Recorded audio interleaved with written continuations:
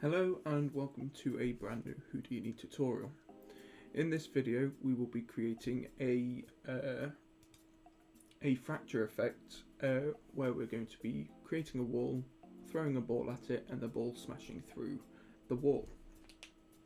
So we're going to be looking at constraints, the type of materials or physical attributes that we're going to be using, as well as the RBD sim once again to fracture our geometry.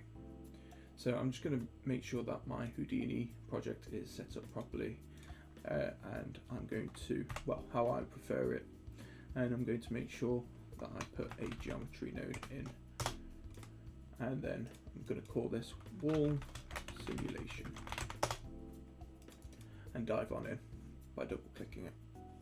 So in here, create a box. I'm going to make it 4 by 2 by 0.1 to make it more of a wall shape, and then I'm going to chuck a match size underneath it, and then with the match size visualized, I'm going to make sure that I justify the Y to the minimum to make sure that the base of the wall comes up to the origin of the grid. Lovely. Cool. So we can start to get a bit of a fracture in here now. So I'm going to come down here, pull this out, and I'm going to go RBD material fracture and bring that in. So what this node does is it creates different types of materials that we can fracture our geometry with.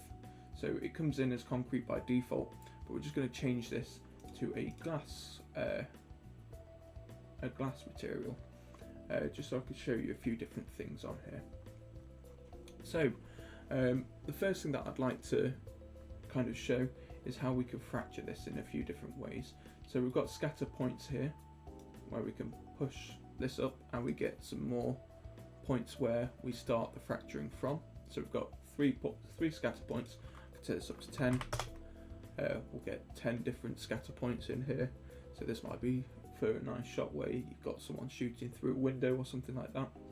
But we're going to stick that to 1, so we keep to 1. We can look at this cracks tab here, and we can change the amount of cracks on here, and we get a bit more of a higher resolution from each of the scatter points that we put in. Just bear in mind, if you've got a high number of scatter points, having a radial crack number higher will be a bit slower, a fair bit slower. In fact, what I'm going to do is I'm just going to pull a null out here, and this is going to be wall visualize, and then let's put an exploded view here. So something I kind of want to take a look at is just the edges in here as well. So the only reason I'm using this exploded view, in fact, let's use an RBD exploded view and visualize on that, but we're still going to make changes here. So this is just so that we can visualize this a little bit. And I'll just make that null into a red, which is just a personal preference. You don't need to do the same. You can pick your own color. In fact, I'm just going to move these out of the way a bit as well, because we're not actually going to be using them. It's just to visualize at this point here. Cool. So we've got our cracks. We can change the seed, which will mean that this point that we're shattering from will change, or the seed coming from it will change, sorry. So we'll keep that at 0. We have a scatter seed here, which will change the point in where that is. And then we've got, we'll look at chipping in a minute, but we've got detail as well. So this will be the detail of the edges. So if I put this size up, we get much more boring shapes. If I turn this to 0.1, for example, we get something a bit more interesting. And then if I take it to 0.01, we get something even more detailed down these edges here. Take a bit of time, but that's still quite a lot. So I'm just going to set this to 0.05 instead, find a nice mid ground between the two. Cool. And then we've got constraints, which we'll look at in a little bit as well. So with all of those kind of shown, and you can change how the noise amplitude, so we can chuck that up a bit, get a bit more jagged shapes in here, which is pretty cool. And you can start to go for the frequency of the noise, start to break it a bit at that point, so bear that in mind as well. So we might chuck that down and come down instead, so that we're following the edges a bit more, and then we can start looking at something else. So I'm going to go back to our impact points, and I'm going to change the material to concrete. We've got a few different options here with concrete, but what I'm going to do is I'm just going to turn, so we've got two levels of breakages here. So on this first level we've got 5 scatter points, so we've got 5 points that we're going to create. So if I turn that down to 1 or 2 for example, and I get rid of that second one, we then have one break but 2 parts. So if I add 1 to this and we change that to 2, we now have the 2 initial breaks, and then the initial break, and then another break through each of those. So if I set this to 5 now, we have our initial break and then 5 other parts coming from those initial breaks. So it's quite a nice way to figure out how you want your simulation to come together. However, we want a fair few points. We want to see this quite at a higher resolution. So I'm going to go for about 400 points, or scatter points, on here, which gives us quite a few points, some bigger. However, if we want these to be a fairly uniform size, for example, if a ball's going through the wall, we want it to be a fairly uniform size of the fracture. We could turn this frequency up. I'm going to go up to 10 to show you what can happen here, and we get evenly spaced out if we've got all the same values here, and they're not as clumped together. However, if I turn this down to something more like this, we get a bit more of an interesting sort of shape. We get some that are a bit bigger, some that are smaller, and we can start to build from there really. We don't need to worry about too much else.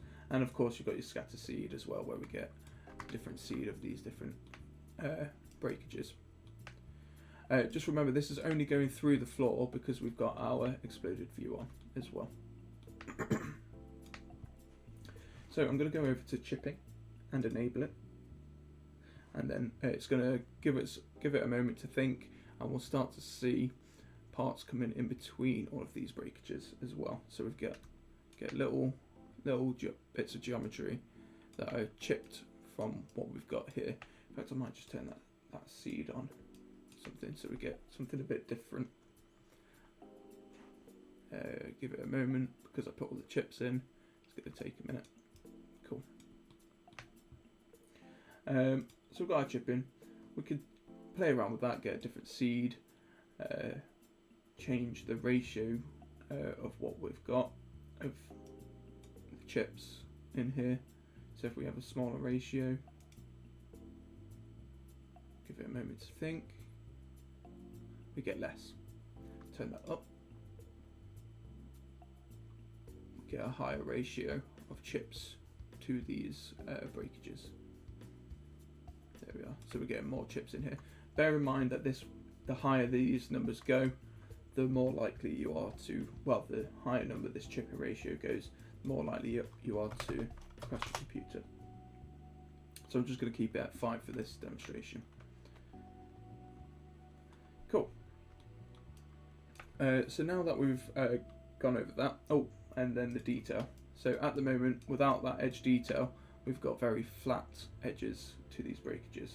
So if I tick edge detail on and give it a moment to think again, we're gonna get that detail on the edges that we got before. I'm fairly happy with how that looks. Without changing any of this, we could probably change the, let's not change the noise height, maybe the element size could be 0.15. We'll just see how that changes in here. It's a very small change, but it's across every edge on the inside of the wall. That's going to break. So we get a bit more variance in the edges, and we get these broken up lines. Cool. Awesome. So we're going to move on from this now. So we're going to create the simulation. So if I drag from here, and I'm going to add an RBD configure from this, and this is a node that you should recognize from last week's, and that will create the RBD, and then we're going to create a solver from that as well. So the bullet solver that we used before. Now with this turned on, we can start to figure out what we want to happen here. I'm just going to move this down a bit, but something I do want us to take notice of is that this RBD configure has a fourth input here, and that's what we're going to use to stop the wall from falling over a little bit later on. So before I get started, I'm just going to turn the collision ground on. So on the solver, we're going to go to the collision tab and then turn ground plane on and go back to the setup there. I'm also going to turn the sub steps up. We'll figure that out in a little bit actually.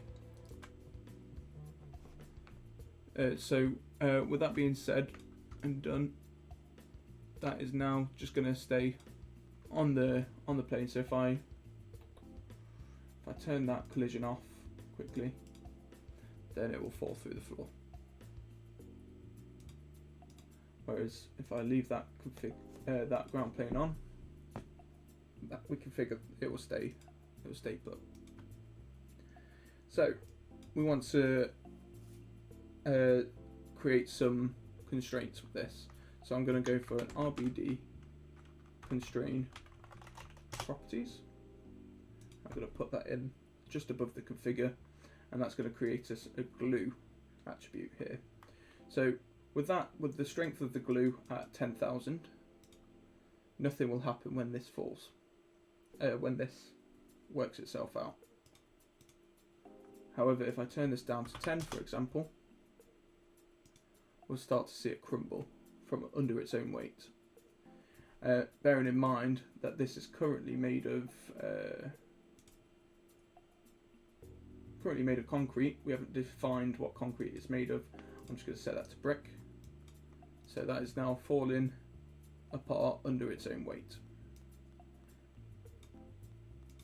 So we want this glue attribute. So in our constraint properties, we want this at about 5,000 for the purpose of this. You might change this a little bit later on, and then that's going to stay put on there, and it's not going to move at all. Awesome. So we're going to start by we're going to carry on, and we're going to create an object for this to break through this wall. So if I zoom out a little bit, I'm going to create a sphere just outside this network, set it to polygon, turn the frequency right up. Now I'm going to just put a transform node after it. So this transform is going to, we want to move where it is in the viewport, so I'm just going to template it in here. And I want it to go backwards on the Z axis, so looking at the viewport down here. If it wants to, we could see the tumbler to show what it is we've got down there. So we want the ball to move this way in the viewport. So with the transform selected, I'm going to hit enter. I'm just going to pull that up a bit, push it back, and then I'm going to turn the uniform scale down by half. Cool. So I've moved that into the position I want it. If I play this again, nothing's going to happen to the ball. because we haven't got any RBDs on it. So if I put in an RBD configure node underneath that, we can start setting this up a bit like how we set up our dominoes last time. So I'm going to start by creating, making the ball metal. Let's make it steel this time. And then that's fine as it is. And then we want it to move. Now when I play, oh no, let's move this solver out of the way and let's pack this up. RBD pack. Chuck that in there. Invalid input. Okay, let's go. RBD pack.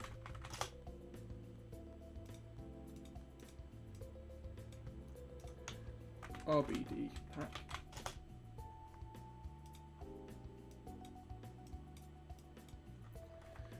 Merge and chuck both of those in, and then RBD unpack underneath that, and we can start feeding that back into our solver.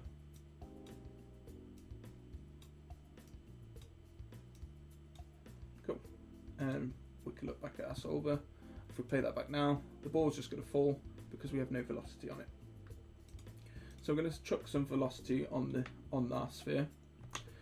So we can do that by point velocity. And put that node before the configure. And we're going to add velocity in the z-axis, and I moved it negatively in the z-axis before. So we can put in, let's say, value of 10 on there. And if we watch that back, it's going to knock the entire wall over. But we've got a bit of fracture, so that's pretty cool. But we want to see that wall, the bottom of the wall, stick to the floor. So we're going to create some bounds in here.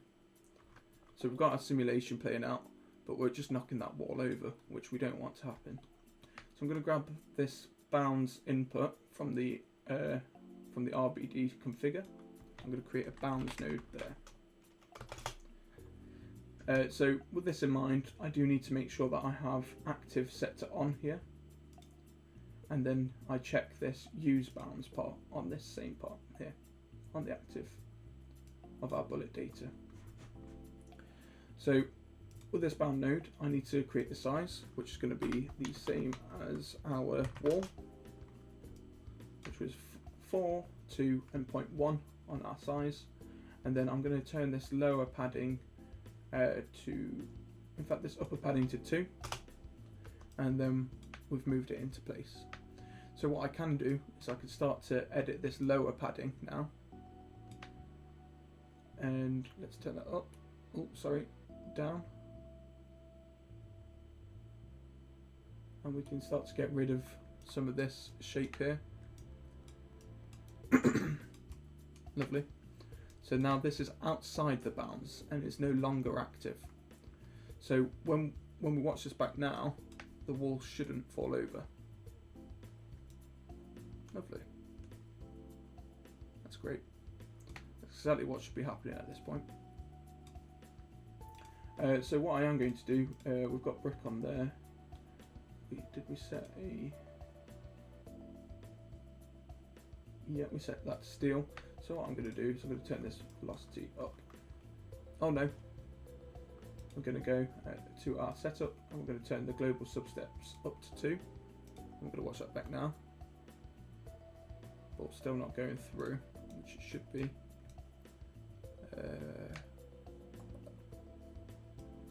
Let's try substeps. Global substeps of 3. Okay. So the substeps just make the whole simulation more accurate. So that means that we need to turn up our velocity a bit more. Because this is steel, it's going to take a bit of strength to push that through a wall. So we're going to set that up to 20, and we can watch that back now.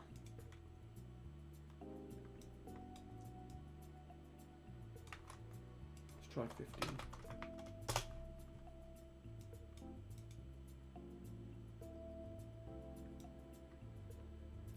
Doesn't like something about this. Let's try turning our glue down a bit. Let's go for 25.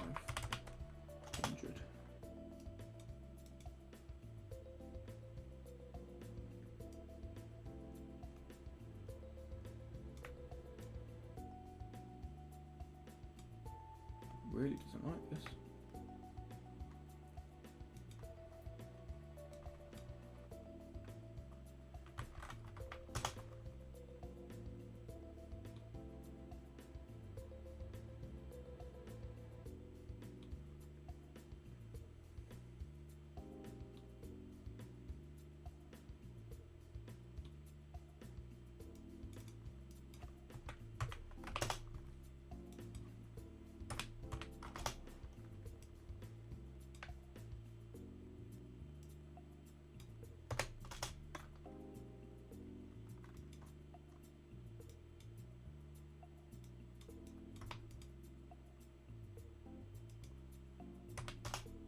There we go.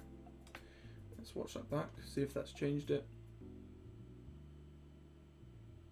No, it's still struggling to get through there. Okay, so let's have a look at this point velocity. Let's turn that up to 20 again. And let's have a look at that. It doesn't want to break it properly.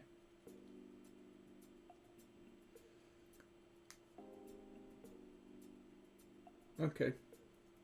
So we're going to continue on anyway.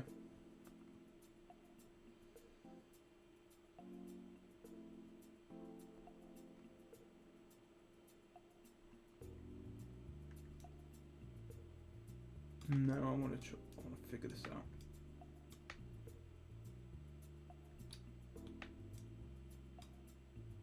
RBD configure. Let's try setting that to active as well.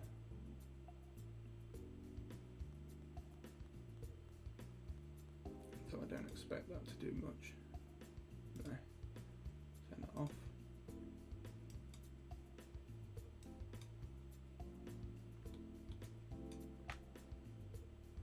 Turn collision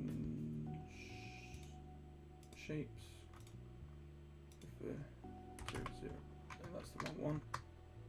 Let's go to our other one. Go to collision shapes. Make sure that this padding is down. And then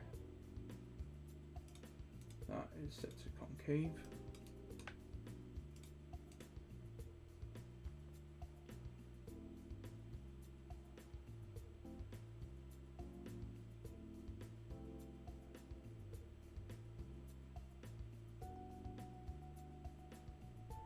So the ball still doesn't look like it's coming through. Oh, yeah, there we go.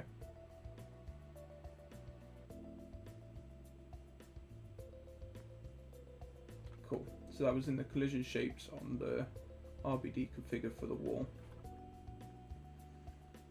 Nice. So we've got the ball coming through the wall now. So that's taken a long time to simulate, which is fine. We just want to make sure that that comes through. Lovely. So we could do a few things to change how the simulation looks. So the first one being we could change the velocity of the ball, we could change the density of the ball, or we could change the glue strength of the wall.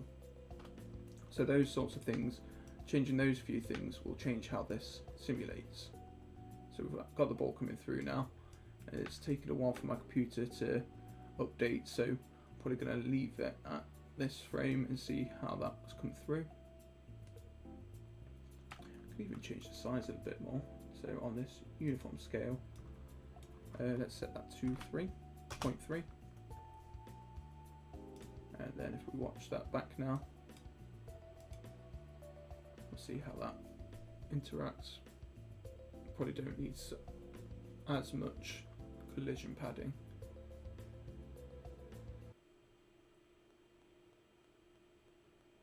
Oh no, it doesn't like that. Let's bounce it back off. I'm going to change that back to 0.5. I'm going to continue on then. Cool.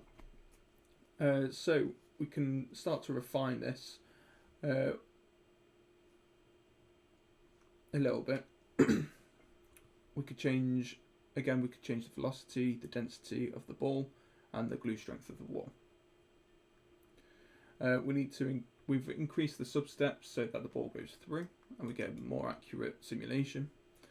And then to refine it any further, when the ball breaks through, we could add a little bit more to this.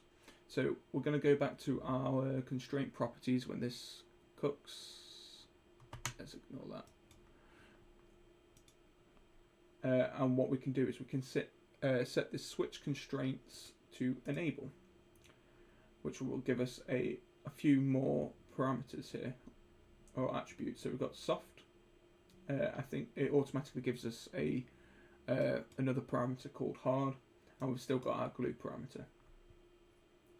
So we can change this now. Moving forward, we can change the stiffness. So I'm going to set this to probably about 7, just so we have something different from the one before.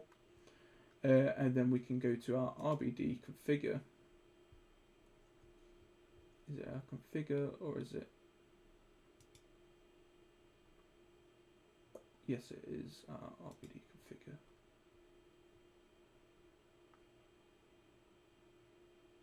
No, it's in our solver. We can go to constraints. We can start to change how this works. So we can turn the distance threshold off, and we can turn the torque on. So with what this will do is if I look at this from above, and we play it through, take a few moments to figure this out. In fact, what I am going to do in the meantime is while that sorts itself out, I'm going to turn that down a bit. That seems a bit much for now. It's taking too long to simulate. So if I let this work itself out for a minute. Why isn't that? That's not simulating properly. So let's turn that back here and then simulate it again. And we'll start. This should be caching out a bit quicker now. Yeah, there we go. So what we should be getting here, so let's go to frame 4 quickly.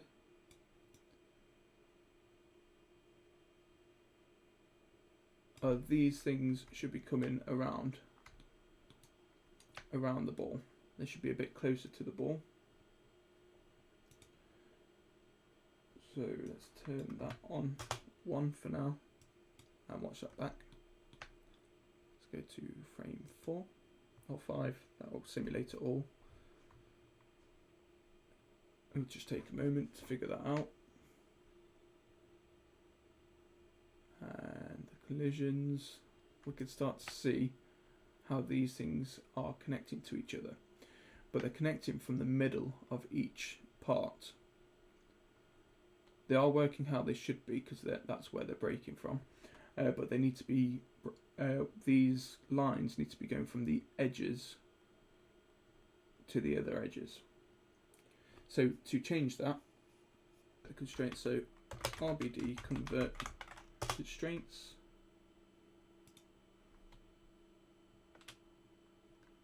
Here we are.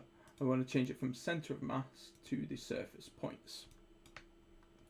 Cool. So now with that, let's go to frame 5. Well, we'll go to frame 4 first, I guess, and then we'll play it from there. We should get these lines coming from the edges instead of in the center.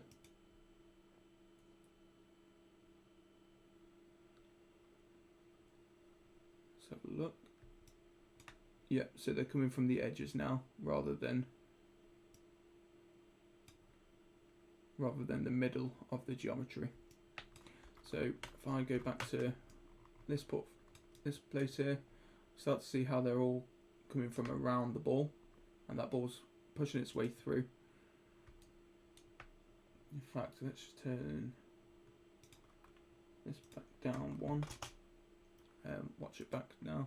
Let's see if that goes through the wall still. If not, we can figure it out in a moment.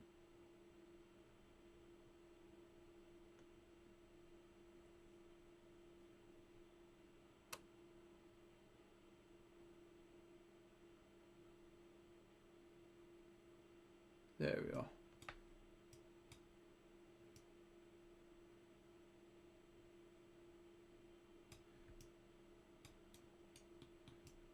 So what this is doing now is it should be, while it's pushing it outwards, it's going to be conforming to the curvature of the ball.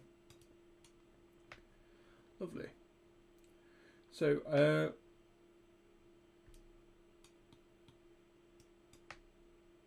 on our constraint properties, we've set that to enable, and we can start playing around with the strength of the glue, or when the glue breaks. So if we turn that back to about 10,000 and see how that looks.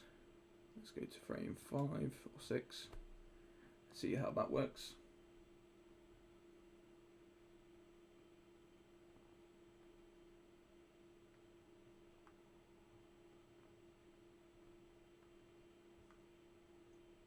Should have things not spray out quite as much now. So that's the strength of the glue being pushed around. I'm starting to like how that comes together, and I like these little chips that are coming in as well. So the glue connecting each piece is connecting from the edges now, so we want to break the glue. So on our RBD solver, what we can do is we can add another one of these break thresholds, and we're going to go to that, the one that we're on. We're going to turn our distance threshold off. We're going to start from frame, let's say frame 15, or let's go for 15, because we're right through already on frame 6, and we're going to turn this torque threshold up to, oh no,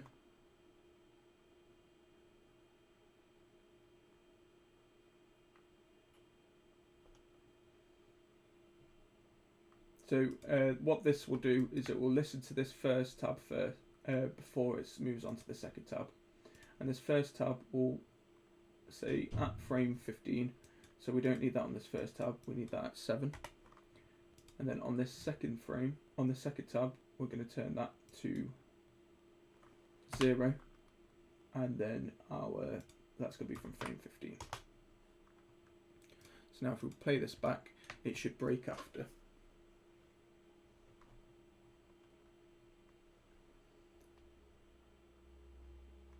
A little while to start solving this.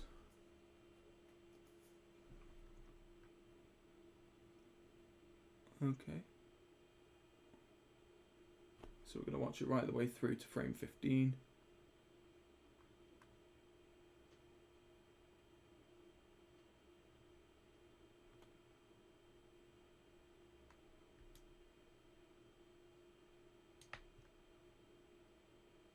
And then all that glue is broken, so those are no longer connected in any way.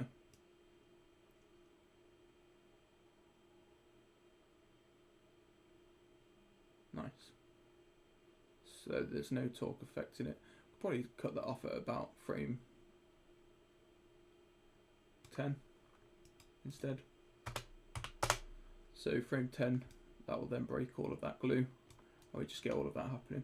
So this collision padding, so sometimes I'm not going to cache it all out because it takes a while. However, these smaller parts will still continue to move even after they should have stopped. So turning this as low down as possible, it will increase the amount of time it takes for this to simulate, but it will stop them from jittering any more than they should be. So the last thing I want to do is just create an RBD IO node at the end of here, and we can use this to cache out the simulation. So we can put it into this folder here, and we can just call it wall smash, and then that is going to then go to here. So we want wall smash here, and we can start to save that to the disk in the background from here. At this point as well, we could, once it's done that and we load it from the disk, once we've cached it out, we can then put a material on. The material should be, we could set it to bricks. So if we go to our material palette, bring bricks into here, and then go back to our material node at the end here, we can set this to bricks. And then we're just going to say wall, so we need a null, and this is going to be our very last bit, sim apps, and let's move that out of the way, and we can watch it through there. So we haven't actually cached this out, but all you need to do at this point, once you've put it into the place that you want it to go, this hip will put it in the folder that the project you've saved is. You can have different versions, so if you do version 1 but you don't like it, you change it a bit, you can then have version 2, and that's quite useful if you're doing it for someone. But that's all I have for you today, and I'll see you in the next one. Take it easy. Bye bye.